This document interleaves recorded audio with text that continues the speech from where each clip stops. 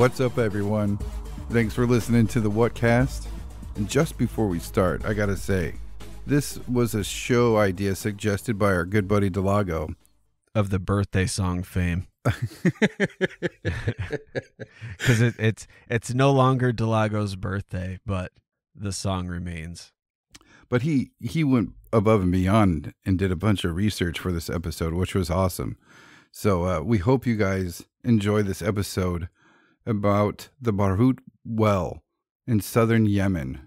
It's also called a lot of other things, all of them menacing and scary. The Well of Hell, the Gateway to Hell.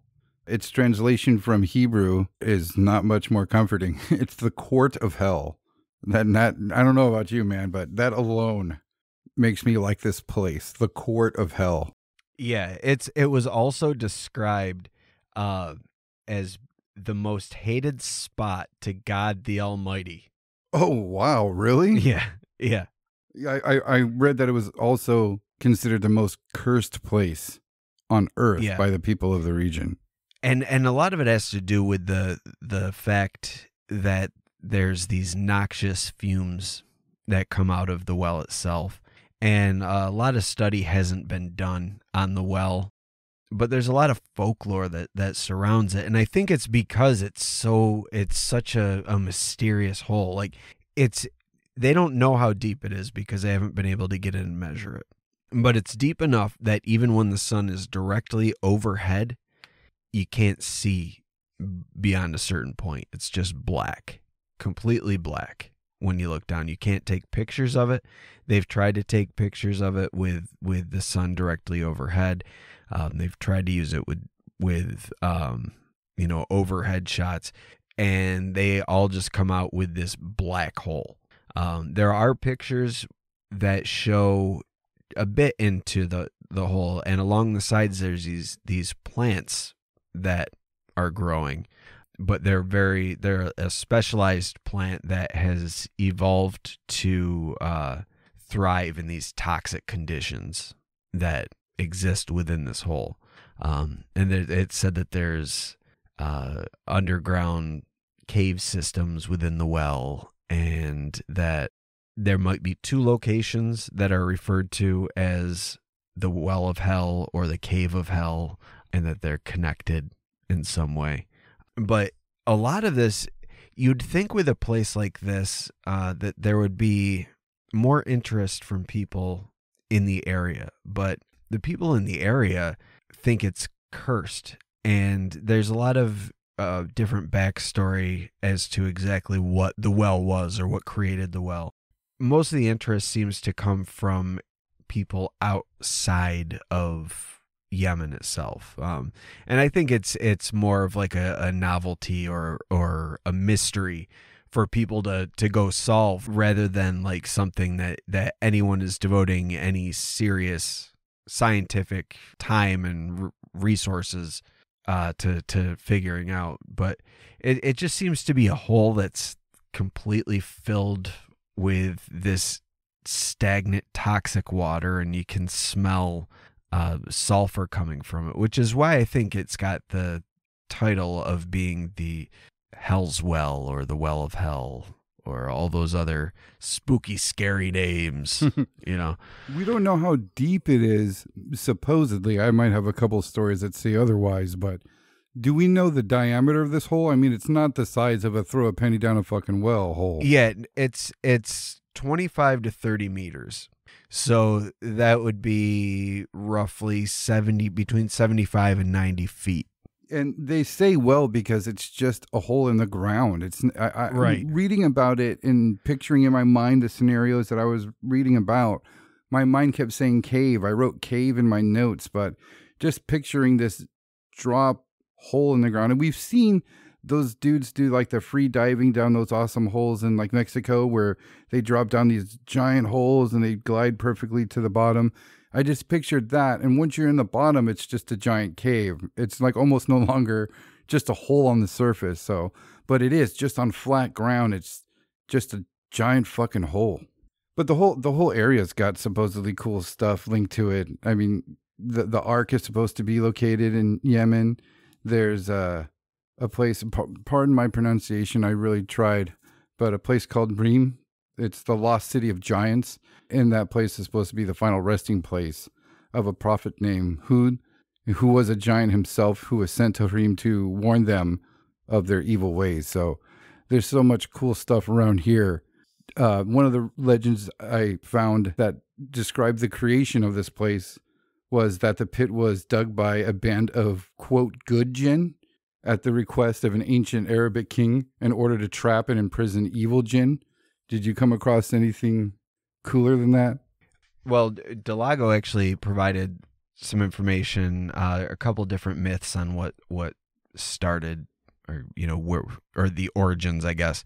But there's other, if you're looking around online, there's a lot of the information is shared among different sources, just presented in different ways. But one of the stories was that it was constructed by the jinn in order to be prisons for them. So they would put anybody who would disagree or disobey them in these prisons. Oh. And the reasoning, or the reason that this is thought to be a persistent myth is because of the darkness at the bottom of the well during the day, even when the sun shines down into it.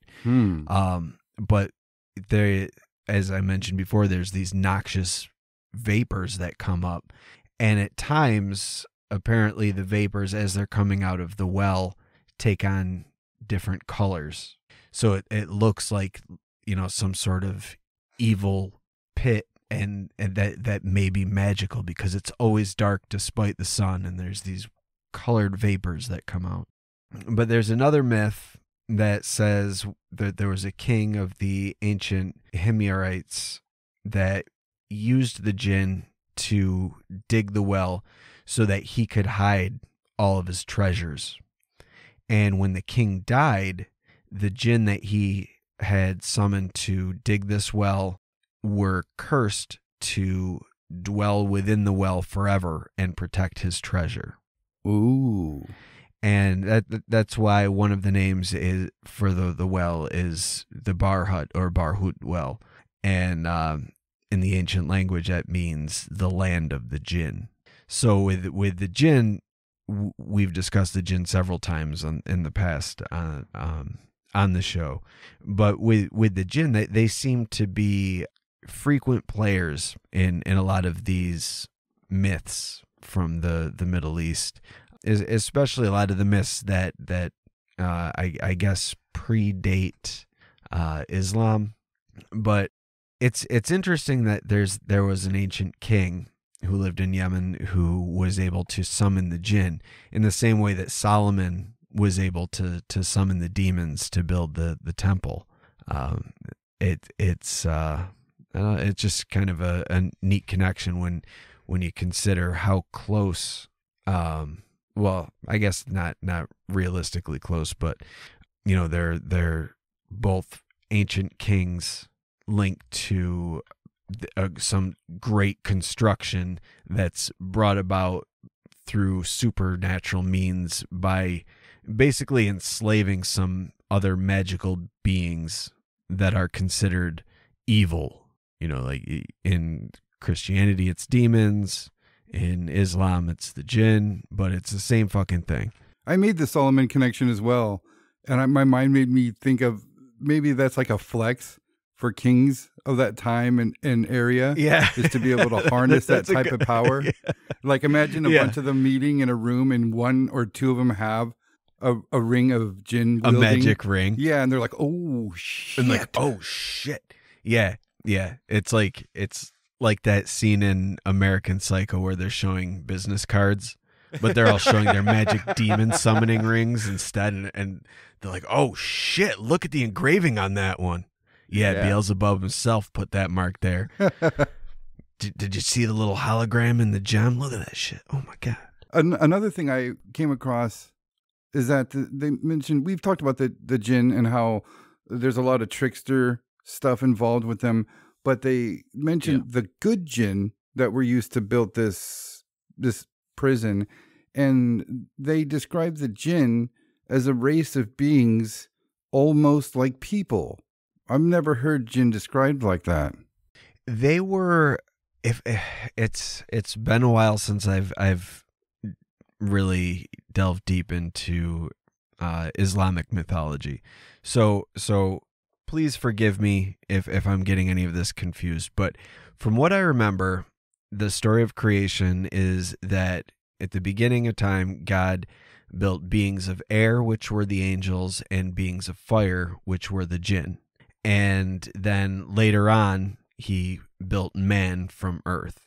So it was just another like type of being that God created. It just so happened that the jinn themselves were created from fire. Well, let me rephrase that, from smokeless fire. Ooh. Yeah, that's it's very specific that the fire was smokeless fire. Huh.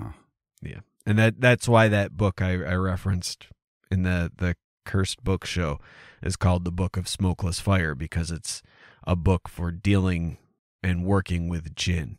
But in that case, it's like the worst of the worst, most evil, hateful jinn that ever existed, that all they want is to murder you and your family and eat your souls.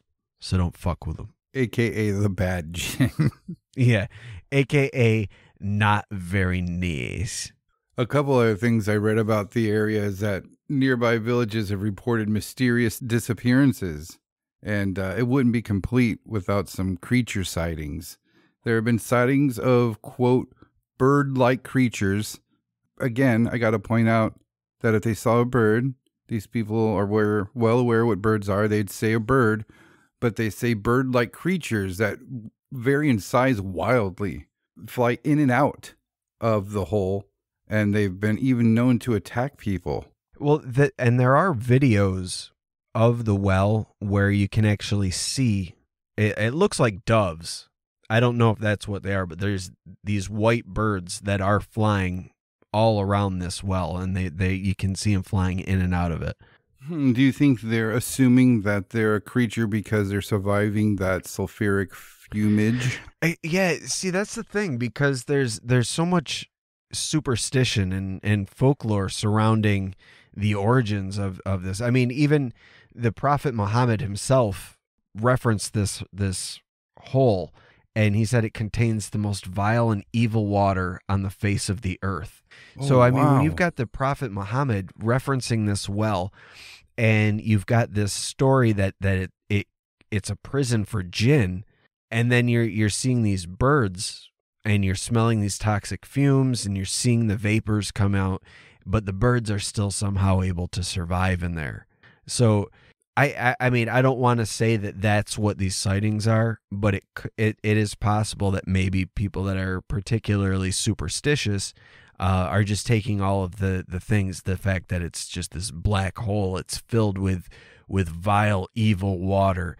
It's got these disgusting fumes coming out of it and toxic vapors, and nothing can survive. But here they've got these white birds, and in a lot of religious symbology, the dove represents like purity and goodness. And so if you've got this trickster being like the jinn, it would make sense to have the jinn like try to lure you in with the form of this bird of peace. That's amazing. If you take all the spooky, supernatural, and lore and mythology away from it, and you just have the writings, and it's somebody really didn't want people going to this place.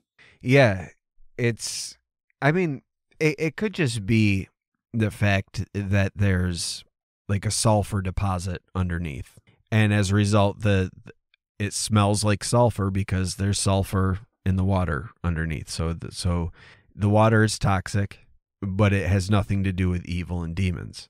That's a good possibility. And one of the theories on how this is created is that it was a result of an underground explosion. So if it was, we know that sulfur under certain conditions can be combustible, or it's one of the main components in a lot of fireworks.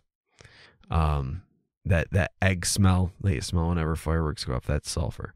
So I mean, that's a possibility, I suppose, that's one of the things. We know that it's not a meteor because if you look at it, it's not, there's no indications of a impact. You know, whenever a large meteor hits, we can always see it's like a ripple in the stone or in the land itself. And there's nothing to indicate that. There's no debris or anything like that. So we can take that out. But then another theory is that it was a sinkhole and something happened where the ground collapsed and formed this naturally. I like to think that it was jinn and the jinn did it. And I want it to be a pit of evil jinn that drag people in. But that's actually one of the local myths is if you get too close to the edge, you'll be pulled in. And for some reason, adults are prone to to feel an urge to jump inside of the pit. Oh. So I mean, that warning, it sounds very much like something that you would tell your kids. Like, stay the fuck away. There's demons that are going to suck you into that pit. You know, just to keep the people away, just to keep them the fuck out. Yeah, but the whole warning tale of caution thing, you know, it's kind of goes away when you go back to the original names of this place and what people call it. And like you said, even the Prophet Muhammad, you know, described the place. You kind of, all that gets thrown away. Serious people, you know, serious things have said that this is a place of evil. I mean, can you imagine, you know, like, let's say there's a cave in Death Valley that people call, you know, no exit cave, because when you go in there, you don't come out. But then having that cave mentioned in the fucking Bible and Jesus saying, don't ever go in that cave because if you go in there, you're not coming out. That gives it a whole nother level to spookiness to me. Yeah, it is really interesting that Muhammad specifically brought it up. So that helps to show that this is something that's been around for a while. Right. I didn't come across that bit of information in reading about that. I find that fascinating. Yeah. But there's you know, in addition to Muhammad talking about it, there's a lot of folk stories and hearsay. Like there's one story from over 1,000 years ago that, because it's over 1,000 years ago, we don't have names or anything like that. But it was over 1,000 years ago. There was a family of farmers who were suffering through the drought season. And they decided that they had no option other than to try to get water out of the bottom of the Barhout Well. And so they tied a rope around one of the men who was working on the farm, and they sent him down. And after they lost sight of him, they heard him screaming for help and asking them to pull him up. So they rush to get him pulled up, and they're pulling, and he's screaming. Finally, they get him out into the light, and by the time he's out of the darkness, the only thing that remained was his head that was on the rope itself. Wow. Okay, I heard a variation of that tale. We got variations of stories. So that's like the hallmark of a solid urban legend. Right. It's just the variations on the tale. Like, well, that was my great uncle that happened to, but my friend's cousin, his uncle had this one happen to him. So. And another guy chimes in, yeah, my uncle knew his uncle. He was around when that happened. He can back that up. I heard that same story. It's absolutely true. See, I was trying to find strange little loopholes in the stories that I came across. And I find one in your story there, unless something magically tied the head to the rope, because if something snatched or ate him, I don't see how the head would be attached to the rope. But the story I heard is that there was a village that was suffering through a drought, and they picked somebody to go into the well. They lowered him into the well just to see if there's any water in there at all. But he got out of sight, and he screamed, and when they pulled him up, his lower half was gone. He was still tied to the rope around the waist, but his lower half was missing. Ooh, I like that one better. Yeah, it made a little bit more sense. If somebody's tied around their waist, I mean, even if they really rigged the guy up and tied it around his shoulders as well. In my story, the way that I pictured it was that the bucket was tied to the rope, and he went down with it, and they pulled it up, and his head was in the bucket. That's the way that I pictured it. That's very Friday the 13th. I like it. Yeah, totally. Love it. All right, there's another story that I came across, and it's the story of Professor Hamoud bin Hafez. Sorry if I said that wrong. I'm very sorry. But he was a professor of geology from the University of Hadramaut, and that's the area where this pit is located. And the story goes that in the early 90s, he and 2 assistants traveled to the pit to survey the area, document it, take pictures, in hopes of being featured in an article in National Geographic. Now, the bottom of the pit, like you said, can't be really seen, but they figured that when the sun was overhead, they'd have the best light. So they waited for that time, and they reported that they were able to see the bottom of this pit. They were able to see more of these tree-like things that are on the sides at the bottom and a lot of grass. So they lowered the professor on a rope, and he made it all the way to the bottom. And he looked around and said it was a very grassy and tree-like area. And he said that there was a sulfur-like substance caked all over the ground. So he grabbed some to take as a sample. And he said that he suddenly heard somebody's voice. And he somehow knew that it was an entity called Duma. And his name translates from Hebrew to silence. And he is said to be an authority over the dead, and the Kabbalah states that he commands tens of thousands of, quote, angels of destruction. So, if I can just jump in really quick, there's a thing with Duma that apparently there have been people who have spent the night in this valley, the valley that the pit is in, that have heard a voice in the night just saying Duma, Duma. And the angel, or the Duma, that is this angel who is entrusted with guarding the souls of infidels that are trapped in the well of hell. Wow. That's crazy, because the professor said that Duma asked him not to be afraid and that he was the guardian of the pit. And he also said that the pit was not made by jinn, but was in fact the impact site for a meteor that came from the other side of the galaxy. And that being from such an unknown place, nothing in it should be shared with the outside world. And it was his job to make sure that didn't happen. Oh, shit. So maybe he's like protecting some weird alien species that's down there. Or some type of knowledge. Or both. Yeah. Alien knowledge. So the professor was stunned by this, obviously, and he made his way back up the rope and pulled it, so they knew to pull him back up. And as he got to the top, he hopped out, climbed up, told his 2 assistants what happened immediately. And as he was telling them, he realized that he had the sample of that sulfuric matter in his pocket.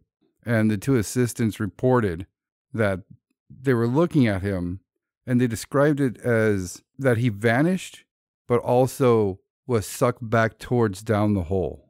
He kind of disappeared as he was drawn back down into the hole. And they got the fuck out of there. Like disappeared into the darkness, or like he was pulled in the hole and just gone? Yeah, he was out of the hole, standing there talking to them.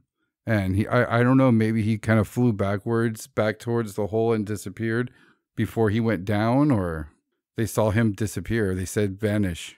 And nothing was ever seen from him again? Nope. They got out of there, contacted the authorities, and they left it at that. So this is a verifiable event? This isn't just bullshit folklore? From what I understand, it's difficult, quote, to find verification on this story. So I take this story as another tale. I mean, I'm sure it would be easy enough to find if that professor worked at that college, in the early 90s. But I don't know. I don't know how accessible that information is. There in one of the videos I watched, Mike, I'll take this out, but in the mysterious Middle East, they make those videos in the Middle East, and they were made to blur out the words military base. So there's some Really? weird censoring. Yeah, there's weird censoring. They'd said it 3 times, and I had to rewind it, and they put it in reverse. That's weird. That's interesting. Yeah, very weird. So I've got another story of someone being pulled down or going in the well. Woo! Yeah. So this one is about an exploration attempt that was made by this group called the Desert Line Company. And one of the employees of the company was tied to a rope, and they were going to lower him down into the well with a video camera. And they were recording the process of him going down. They were able to bring him down 100 meters inside the well. And once he got to about the 100-meter mark, this employee started yelling and screaming for help and telling him to pull him back up. So, I mean, this sounds pretty familiar at this point, but he was pulled back up, and he came back in one piece. He was fully alive. But he was asked, once they got him up and calmed down and they were able to get him to talk, he was asked why he was screaming and asking them to pull him up. And he said that he saw the ring of the well looking like it was closing in on him. So they all instantly grabbed his camera because he was bringing the camera. He brought the camera to record the descent. And so they watched the camera, or they turned the camera on to watch the film. And all that was visible was complete darkness. But the distance from the top was still visible in the area of the well.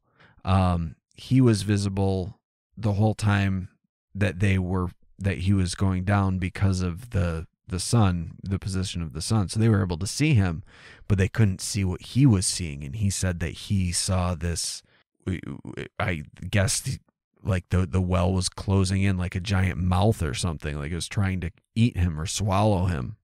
Now, I heard about this story as well, and I actually came across a video that shows the video of this. This was actually recorded for television, for what I understand. And they lowered him down with a crane.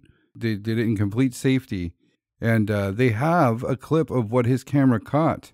And you can see the slightest traces of, I don't know, lighter spots, the faintest bits of light. But it is pitch black. I sent it to you, Mike, so you can check it out. You can tell me what you think. Yeah, that's hard to make out anything, really. It just looks like black, grainy footage. Right. And apparently, no matter what they did, and even according to the professor's story, because he went down there with a fucking camera too, that none of the pictures came out, flash or not. Full sunlight visible to the bottom, like in the professor's story, and no pictures came out. So apparently, no matter what you do, you can't take a picture of what's down in this hole. Yeah, it's like whatever's down there doesn't want to be seen. Yeah, and watching that footage of that crew filming around and that guy going down into that hole, I wonder if that hole is still stinky. According to the locals, it is. They didn't. It's the stinkiest hole. Those people didn't seem to be having much of a problem. I mean, they didn't have as much as a handkerchief over their mouths. I mean, sulfur sucks. Maybe they don't mind the smell of egg farts. Everybody loves their own brand. They're like, oh, it's just like Mama used to make. I can go down there. It's no problem. I don't know. It just seems weird. Maybe it's lessened over time. Maybe. Or maybe it's only like certain times of the year for some reason. What do you think about plant life growing down there in the absence of supposed fresh water and sunlight? That's not really too surprising. There's extremophiles everywhere. Right. And if something is able to get in there, it'll find a way to survive. Like, look at moss, for instance. If moss will live in conditions where there's no nutrients and little sunlight, and it's able to thrive. But the second you give it like fertile soil, it's gonna die, because it's meant to be this tenacious thing that just lives in these extreme conditions. Right. You always hear stories about them finding these weird cave spiders or lizards, and they bring them out to the surface and they just... Yeah, they can't take it. It's too beautiful. I want my darkness. Give me my black darkness. They're all goths. They are too. And when you're deep in a cave, all you see is this glowing orange light occasionally start up, and it's just a bunch of goth spiders and rats smoking cigarettes in a cave. If you want them to come near you, just play the Smiths. They just start running. You want to send them running, play like any ska album. 80s metal. Oh, it's so happy. We need to retreat into a dark black cave. They might attack if you play some ska, dude. Blast some aquabats, and then they're just going to kill you. I think that they would just be overcome with joy and need to run away in order to maintain their sad and evil goth lifestyle. Yeah, I full-heartedly believe that if you played them aquabats, any album, they would just totally convert to happiness and make out with you instantly. Yeah. For some reason, they would turn into like these wonderful cartoon creatures instead of spooky, scary cave beasts. That's what the aquabats does to you, man. You can't resist the aquabats. It's illegal. You hear me, spiders? You will not resist. Yeah, it'll protect you from demonic spiders and cave lizards. Yeah, which is a very realistic thing to be needing protection against in this day and age. So, right, go buy like 3 aquabat albums now for your own safety. Yeah, we're doing this for you guys. Coming with the info to keep yourself safe.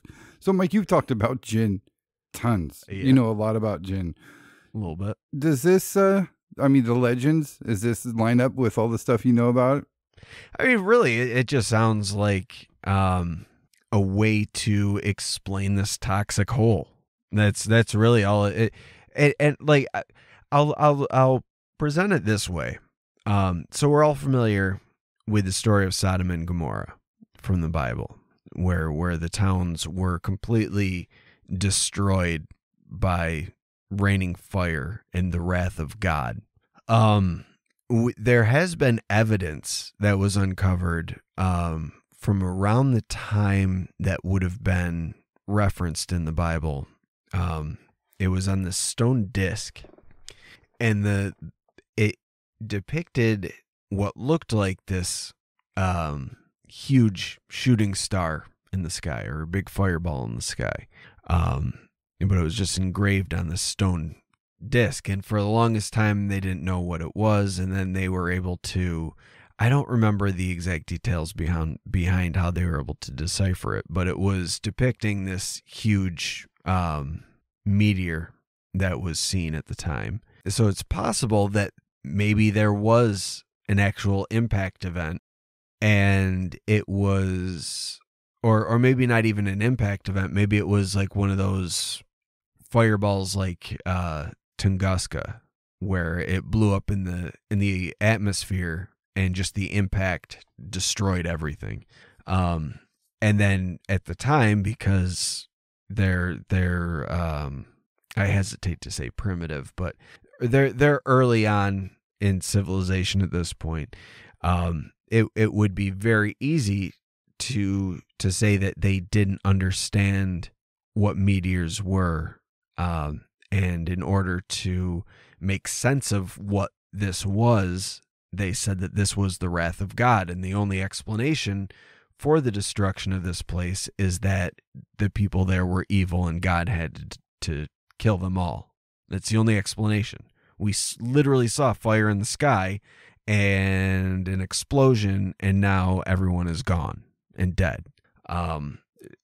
So in that regard, I think that it's very possible that the story of this well being a prison or a pit to house evil beings and infidels is, like you said, just one of those kind of cautionary tales, and you're just attaching your religion or your spiritual beliefs to it in order to give it some sort of reality, I guess, for people within that culture. They would understand what it means to have a prison for infidels, or a place where the jinn would be trapped and cursed and forced to protect whatever's in the bottom. So you can see how it would be easy for all these stories to come out. But to me, this story of the well trying to eat this guy is way scarier than the idea of any pit of demons or jinn. It makes me think of like some sort of Lovecraftian thing. You know, like there's this well that gives off these noxious fumes and is known to suck people in that get too close. And it's thought of as being this cursed well, but in reality, what it is, it's like the anchor point for this huge alien multi-dimensional beast that just kind of inserted itself into the ground and eats the surrounding things like it's a cosmic sarlacc pit. And it just flew across the cosmos to seed itself in our desert. And who knows, maybe the Necronomicon's at the bottom. Yeah, you know what? That's interesting that you say that. Before I get to that, I just want to say I made the connection to Sodom and Gomorrah too. Just the way it sounded with that giant prophet who was from that Hurim place, the lost city of giants. So it's a lost city. And if you go and look that place up, they credit H.P. Lovecraft to almost using the Nameless City, the Lost City, as inspiration for the Nameless City in the Call of Cthulhu. Mm-hmm. Yeah. And Iram, the City of Pillars, that's also it's another lost city, and that's also out in the Empty Quarter as well. Mm-hmm. Yeah, but reading that stuff, I want to get into this Lost City of Giants, man. I love the subjects of giants. There's a book Mike and I have been kicking around for, 2-3 years now, about the Solomon Islands. Yeah. And the giants that are found there. And it's a great book. So we want to take our time with it because there's so much about giants and then so much bullshit about giants. But yeah, I would definitely want to get into that. And that prophet Hud, it just reminded me of Sodom and Gomorrah, him being sent to warn them of their wicked ways. It's almost the same story. It's cool. Yeah, absolutely. And I think that's kind of a hallmark for a lot of myths and even urban legends is you always see a repetition or like a modernization of a myth. So where Sodom and Gomorrah happened in the book of Genesis, we get the evolved version involving giants now. Right. You know? And just like any classic urban legend, it's the same thing where we just see it get updated for each new generation. So it makes sense for them. Mm-hmm. And it's completely natural for people of any region to try to give an explanation to massive and awesome structures. I mean, just imagine what the earliest people said what the Grand Canyon was, or how it was made, or you know, just all these other. It was made by a giant snake. Yeah. How the fuck else you think it was made?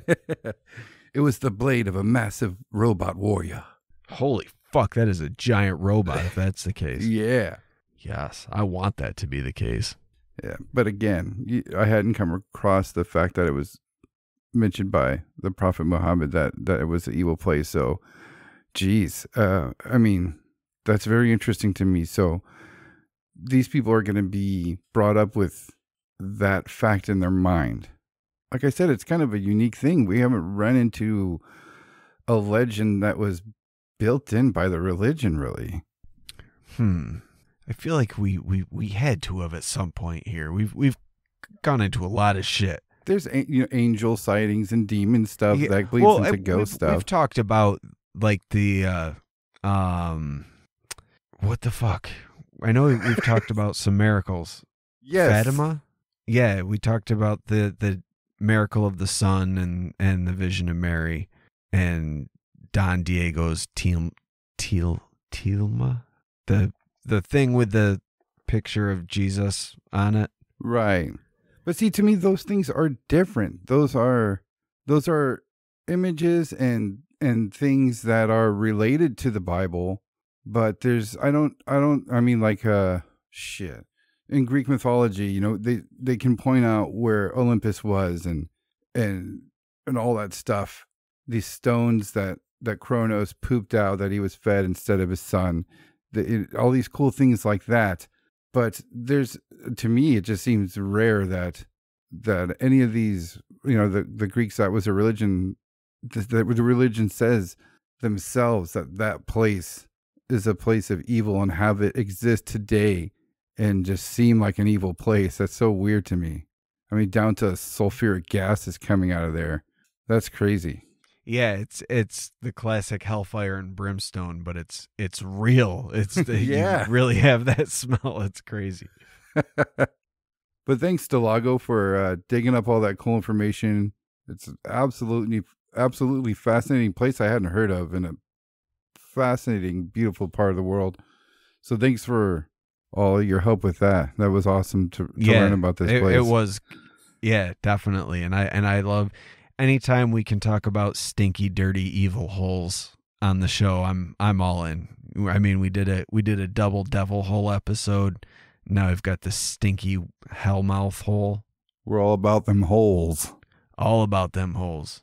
I mean, we said early on, remember the I don't know how many of our current listeners will remember this, but pack your bowls and fill your holes. It's time to worship with the Whatcast. Thank you for listening to the Whatcast. You can find us on Twitter, Instagram, Facebook, iTunes, and YouTube. Enjoy the podcast. Get yourself a Whatcast t-shirt or a sticker pack. Who was that dude on that one episode? Try the links in Homie's page. All this and more can be found at www.thewhatcasters.com. Thanks again for listening and have a great week.